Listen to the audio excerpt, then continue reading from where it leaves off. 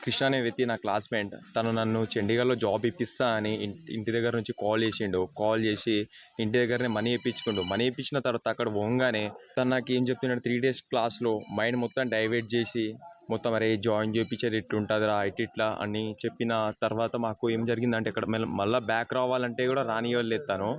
మమ్మల్ని ఒక రూమ్లో వేసి చాలామంది బెదిరియడం జరిగింది. మళ్ళీ బ్యాక్ వస్తామని కూడా మేము అనుకోలే. మళ్ళీ మా అమౌంట్ మాకు తిరిగి బ్యాక్ ఇవ్వండి అంటే మేము ఇవ్వను, మీరు ఏం చేసుకుంటో చేసుకోండి, చచ్చిపోరి ఏమేమో అంటుండో. మేము పిఎస్ వాళ్ళకి కంప్లైంట్ ఇస్తాం, మీరు ఏమైనా చేసుకోరి, ₹1 మీకు బ్యాక్ రాదు, మిమ్మల్ని చంపేస్తాం, ట్రైన్లో పోయేటప్పుడు మిమ్మల్ని చంపేస్తాం, ఇంటికి మాత్రం మీకు పోలేరు అన్నారు.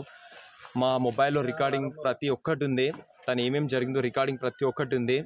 ఇంకా మాకు ఇలా అయిందో 10th బ్యాచ్ వాళ్ళకి కూడా చాలా మందికి అక్కడ అట్లా జరుగుతుంది. ఒక అమ్మాయి అయితే సూసైడ్ చేసుకుందా, 3 days హాస్పిటల్ ఉంది ఆ అమ్మాయి. కానీ బయట మాత్రం ఎవరికి పెట్టలేదు.